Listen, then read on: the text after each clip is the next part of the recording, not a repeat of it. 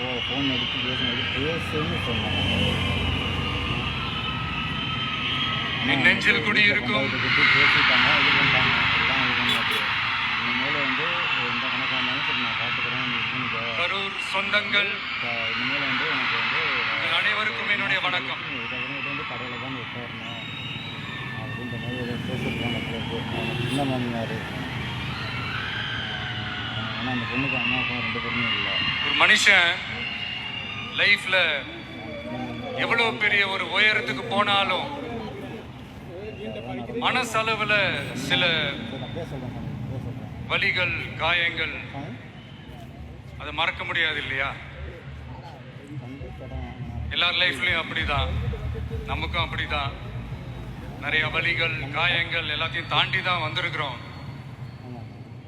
ஆனா எல்லாத்தையும் விட ரொம்ப ஜாஸ்தியான அந்த வலியும் அந்த காயமும் எனக்கு வந்து அந்த கரூர் சம்பவம் தான்.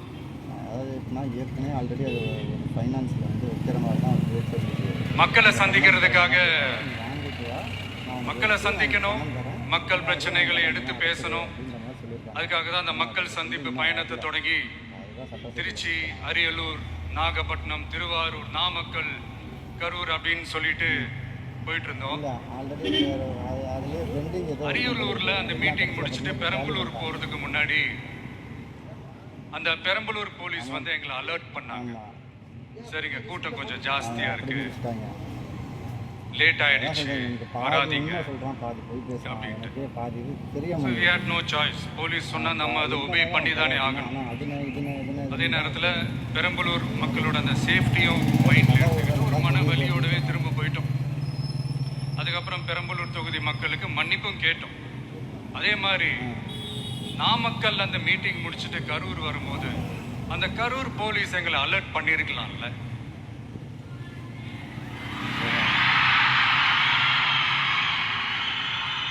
இல்ல சார், இங்க எதிர்பார்த்ததை விட கொஞ்சம் கூட்டம் அதிகமா இருக்கு, கண்ட்ரோல் பண்ண முடியல, வராதீங்க. அண்ட் போலீஸ் நினைச்சா அவங்க அந்த மீட்டிங்கே கேன்சல் பண்ணலாம். ஏதோ தப்பா இருக்கு, ஏதோ தப்பா தோணுது அப்படின்னு நினைச்சிட்டாலே they have all the rights to cancel the meeting. எங்ககிட்ட கேட்கணும்லாம் ஒன்றும் அவசியமே கிடையாது. ஆனா அதையெல்லாம் எதுவுமே செய்யாம அந்த ஹைவேல இருந்து அந்த ஸ்பாட்டுக்கு போலீஸே எங்களை உள்ள கூட்டிட்டு வந்து விட்டு அந்த நாடகம்லாம் இருக்கு பாருங்க.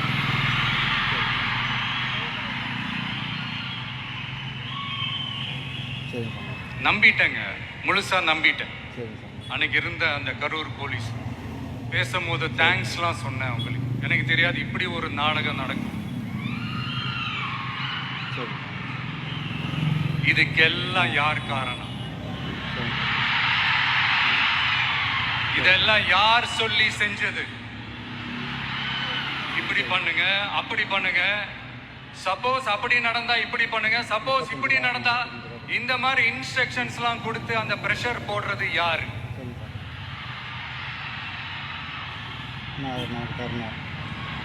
அந்த சம்பவத்துல நம்ம யாரெல்லாம் இழந்திருக்கோம் தெரியுமா?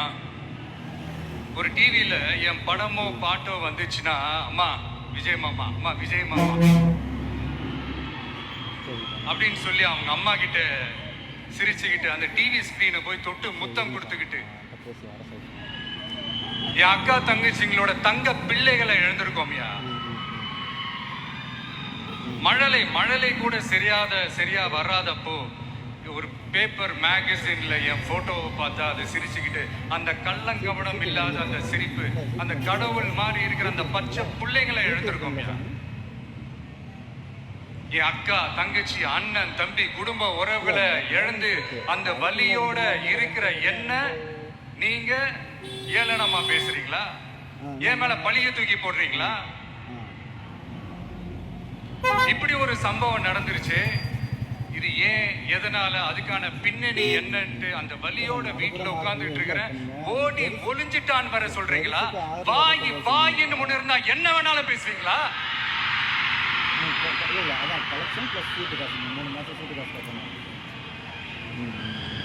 மக்களே, நான் உங்களையே கேட்கிறேன், அன்னைக்கு அத்தனை கிரௌட் இருந்துச்சு, அந்த கிரௌடுக்கு தகுந்த மாதிரி போலீஸ் பாதுகாப்பு கொடுத்தாங்களா? இந்த இடத்தை எடுத்துக்க சொல்லி நாங்க தான் சொன்னோம்னு ஒரு போலீஸ் ஆபீசர் பேட்டி கொடுக்கிறாரு. அதுக்கு என்ன அர்த்தம்? வேற பையன் தான் எடுக்கிறோம். இவ்வளோ வலி, இவ்வளோ காயங்கள் கொடுத்துட்டு பழியை தூக்கி நம்ம மேல போட்டுட்டு அதுல ஒரு அரசியல் ஆதாயம் தேடுறீங்களேயா?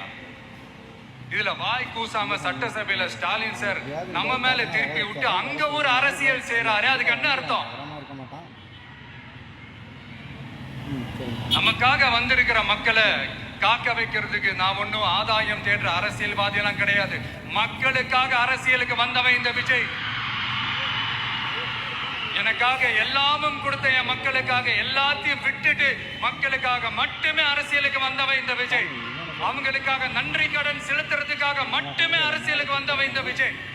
உங்களுக்கு தான் இந்த விஜயை பத்தி நல்லா தெரியுமே. ஆனா நம்ம எல்லாருக்குமே இத்தனை வலிகள் காயங்கள் கொடுத்தவங்களுக்கு இந்த 2026 தேர்தலில் தக்க பதிலடி கொடுத்துட்டீங்க. ஆனா அது மட்டுமே பத்தாது மக்களே, அது மட்டுமே பத்தாது. காலகாலத்துக்கும் எழுந்திருக்கவே முடியாத அளவுக்கு நிரந்தரமான ஒரு பதிலடியை நீங்க கொடுத்துக்கிட்டே இருக்கணும்.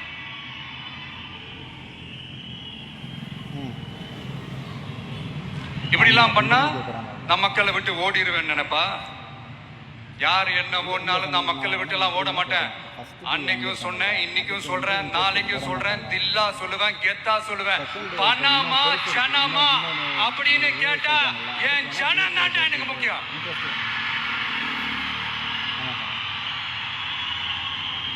மக்களே, உங்களை விட எனக்கு இந்த காசு பணம் முக்கியமா என்ன? இவ்வளவு குறைகள் நம்ம மேல சொல்றாங்களே, இப்ப நான் சொன்ன மாதிரி அவங்களால ஓப்பனா சொல்ல முடியுமா? அந்த தில்லு இருக்கா, திராணி இருக்கா? ஒரு கிடையாது. ஆனா நம்ம மக்கள் அமைச்சு கொடுத்த நம்ம அரச குறைகள் மட்டும் டிசைனா மாடல் மாடலா குறைகள் மட்டும் சொல்லுவாங்க. ஒவ்வொரு டிபார்ட்மெண்ட்லயும் அந்த பார்ட்டி ஃபண்ட், அந்த கட்சி நிதின்ற பேர்ல அடிக்கிற கொள்ளையெல்லாம் இந்த தீய சக்தியா இருக்கட்டும், தீந்து போன சக்தியா இருக்கட்டும், ரெண்டு பேரும் மாறி மாறி இதே தான் செஞ்சிட்டு இருக்கிறாங்க. இதுல ஒரு ஹைலைட் காமெடி என்னன்னா, சட்டசபையில பேசும்போது பார்ட்டி ஃபண்டுன்னு தான் சொன்னேன். அது எந்த பார்ட்டி, என்ன ஃபண்டு, யாரு, என்ன பேரு எதுவுமே சொல்ல. பார்ட்டி ஃபண்டுன்னு சொன்னவனை எடுத்தாங்க பாருங்க ஒரு ஓட்டம். எனக்கே ஃபர்ஸ்ட் புரியல, ஏன்பா ஓடுறாங்க அப்படி என்ன நம்ம சொல்லிவிட்டோம். அதான் அந்த குற்றம் உள்ள நெஞ்சுக்கு தான் குறுகுறேங்கும். எப்படி இருக்கு தெரியுமா? எங்க அப்பா பீரோக்குள்ள இல்ல, எங்க அப்பா பீரோக்குள்ள இல்ல அப்படின்னு சொல்ற மாதிரி. ஐயோ, ஏன் கேக்குறீங்க? இவங்களோட செம்ம கூத்தா இருக்குங்க, செம்ம ஃபன்னா இருக்கு. சென்னையில ஒரு பாலம் கட்டுறதுக்காக நார்மலா ஆகிற செலவை விட அதிக செலவில், கிட்டத்தட்ட டபுள் மடங்கு செலவில் ஒரு டெண்டர் ஒன்று விட்டுருக்குறாங்க. அதையெல்லாம் தோண்டி எடுத்து அதெல்லாம் இப்போ கண்டுபிடிச்சு கேன்சல் பண்ணிருக்காங்க. இன்னும் எத்தனை கோடி ஊழல், எத்தனை லட்சம் குடல் தோண்ட தோண்ட வருமோ எங்களுக்கே தெரியல. ஒவ்வொரு முகமுடியா கிழியுது. ஐயோ, இந்த விஜய் ஒவ்வொரு கதையா எடுத்து வெளியில விட்டுருவான் போலேன்ட்டு திரும்புற பக்கம்லாம் கதறல் கதறல் கதறல். காதல இருந்து ரத்தம் வராத குறை. ஆமா, இப்படி ஊழல் ஊறி போனவங்க இப்படிதான் இருப்பாங்க. இந்த 50-55 நாட்கள்ல அங்க செஞ்ச சில விஷயங்கள சட்டசபையிலே எடுத்து சொன்னேன். பட் இங்க ஒரு சில விஷயங்கள் சொல்லணும்னு நினைக்கிறேன். இந்த மின்சாரத்துறையில இதுக்கு முன்னாடி போட முடியாம இருந்த அந்த பதவி உயர்வை வந்து இப்பதான் எங்களால போட முடிஞ்சு. அதுக்காக ஒரு அக்கா அழுதுகிட்டே ஒரு நன்றி சொன்னாங்களே, அதெல்லாம் உங்க கண்ணில் படாது அந்த வீடியோ எல்லாம் குறை சொல்றவங்களுக்கு. அடுத்து லஞ்சம்லாம் ஒழிக்க முடியாது, ஊழல்லாம் ஒழிக்க முடியாது, அதெல்லாம் பிளட்டிலேயே ஊறி போய் இருக்கு அப்படின்னு சொன்னவங்க போய் ஒவ்வொரு கவர்மெண்ட் ஆபீஸா பாருங்க. ஒரு பைசா லஞ்சம் இல்ல, ஒரு பைசா ஊழல் இல்ல. வேலையெல்லாம் சும்மா டக்கு டக்கு டக்கு நடக்குது. ஒரு பெரியவர் ஒருத்தர் சொல்றாரு, தம்பி வேலையெல்லாம் நடக்குது, ஆனா அதையும் தாண்டி எங்களுக்கு மரியாதை கொடுக்குறாங்க தம்பி, உட்கார வச்சுலாம் பேசுறாங்க. இதெல்லாம் இதுக்கு முன்னாடி நடந்ததே இல்லை. அவனை போய் பாரு, இவனை போய் பாரு, இந்த ஆபீசரை போய் பாருன்னு சொல்லி அலைய விடுவாங்க. இப்ப லஞ்சம் இல்லை, ஊழல் இல்லை, வேலையெல்லாம் உடனே நடக்குது. மக்கள் அப்படி ஒரு பெருமூச்சு ஒண்ணு விடுறாங்க. அதை பார்த்து நமக்கு அப்படி ஒரு ஹாப்பினஸ், இதுக்கு மேல என்ன வேணும்? ஏன் இதெல்லாம் பண்ண முடியாது? மனசுன்னு ஒண்ணு இருந்தா பண்ணலாம். இப்ப பண்ணல. அதே மாதிரி இந்த L&T நிறுவனத்தோட 18,600 crore-க்கு 3 திட்டங்கள் அந்த ஒப்பந்தம் அந்த கையெழுத்து போட்டிருக்கிறோம். கிட்டத்தட்ட 8,200 பேருக்கு வேலை வாய்ப்பு. நான் சொல்றது அந்த 3 மாவட்டத்தை சேர்ந்தவங்களுக்கே அவ்வளவு வேலை வாய்ப்பு. குறுவை சாகுபடிக்காக 134 கோடியில் அந்த சிறப்பு தொகுப்பு திட்டம் அறிவிச்சிருக்கிறோம் நம்ம விவசாயிகளுக்காக. இப்பவும் சொல்றேன், நம்ம விவசாய பெருமக்களே, உங்களோட இந்த அரசு கூடவே நிற்கும். பெண்கள் பாதுகாப்புக்காக சிங்கப்பெண் அதிரடி படை, அது உங்களுக்கு நல்லாவே முன்னாடியே தெரியும். வரப்போற அறிஞர் அண்ணா அவர்களுடைய பிறந்த நாள்ல உங்க அண்ணனுடைய அரசுல தாய் மாமன் தங்க மோதிர திட்டம் அறிவிக்கப்படும். இதெல்லாம் கேட்டாங்களே, வாக்குறுதி கொடுத்தீங்களே, என்னாச்சு என்னாச்சுன்னு. இந்த தீய சக்தி மாதிரி ரீல் தாய் மாமன்லாம் கிடையாது, ரியல் தாய் மாமன். எப்படி ரியல் தாய் மாமன்.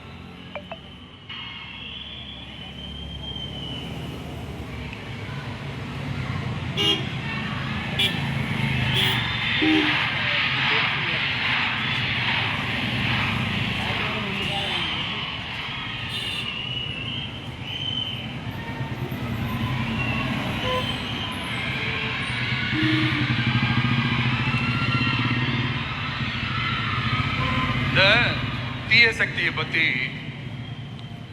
அவங்க நிர்வாகத்தை பத்தி ஒரு வெள்ளை அறிக்கையை ஒன்று வெளியிட்டோம்ல, அது ஷார்ட் அண்ட் ஸ்வீட்டா சொல்லணும்னா, ஒரு ஓட்ட பாத்திரத்துக்குள்ள தண்ணி ஊத்திக்கிட்டே இருந்திருக்கிறாங்க. பாத்திரம் எம்டியாவே இருந்திருக்கு, ஆனா ஊத்தின தண்ணி தான் எங்க போச்சுன்னு தெரியல.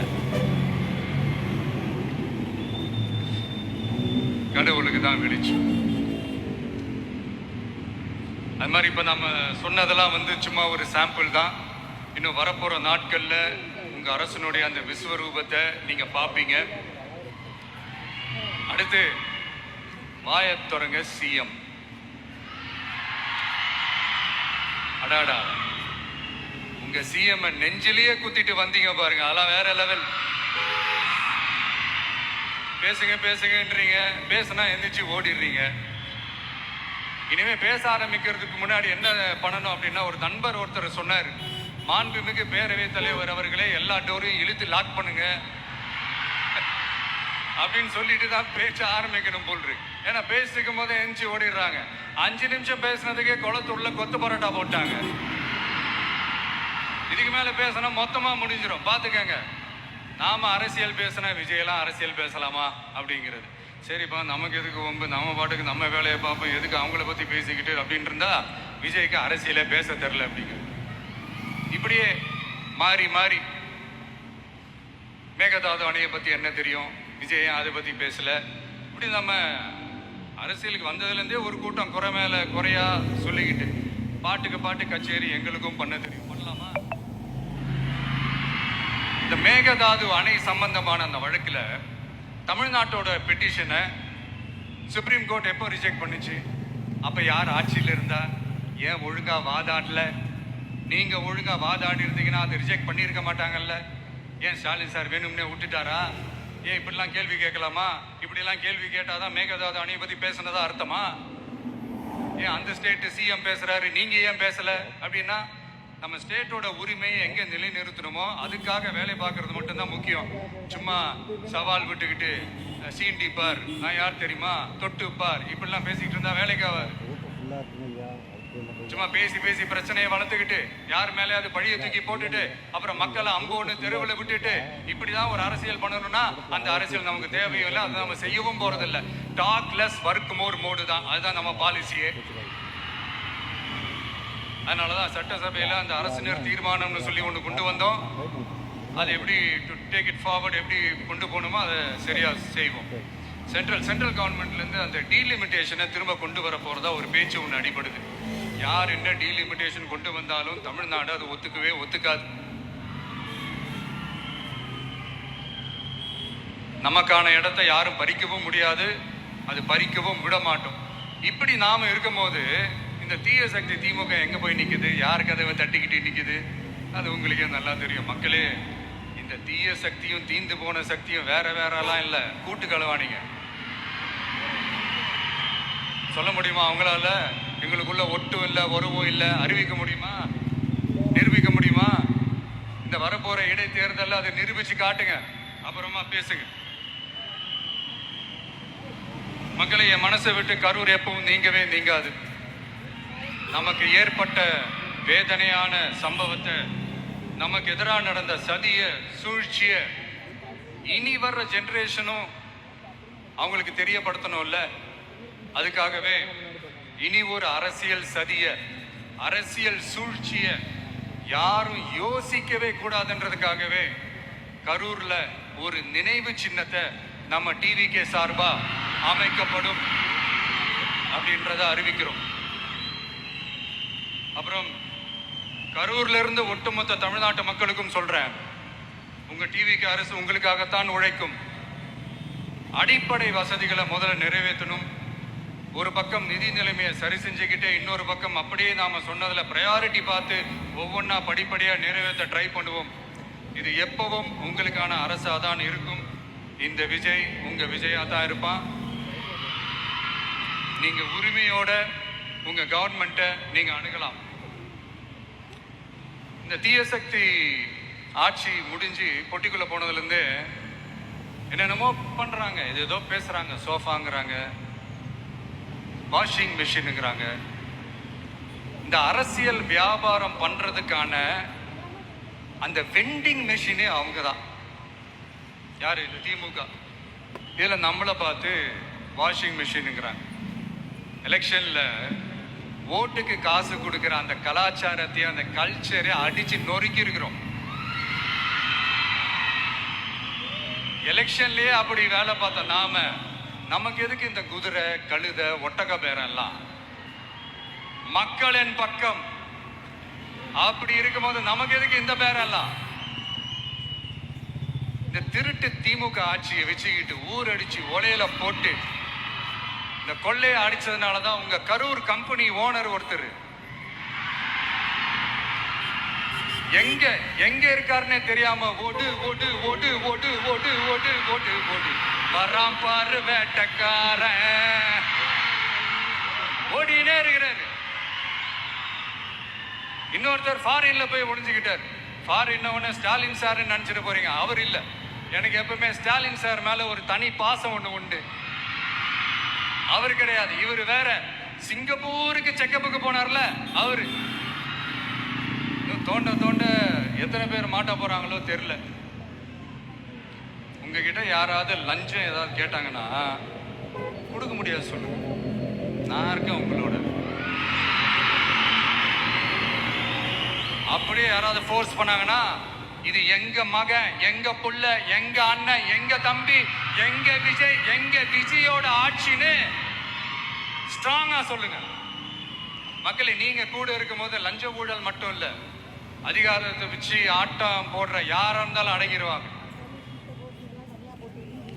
கடமை, கண்ணியம், கட்டுப்பாடுன்ட்டு ஒரு காலத்துல கொள்கையோடு இருந்த கட்சியெல்லாம் இன்னைக்கு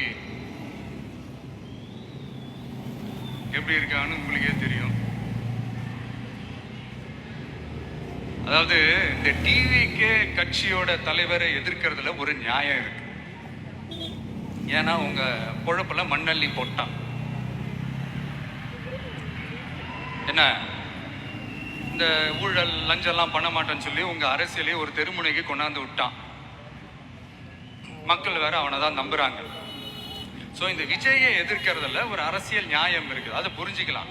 ஆனா இன்னைக்கு இந்த விஜய மக்கள் ஓட்டு போட்டு ஜெயிக்க வச்சு ஒரு தீர்ப்பை கொடுத்து மக்களுக்காக வேலை செய்யறதுக்காக முதலமைச்சரா உட்கார வச்சிருக்கிறாங்க.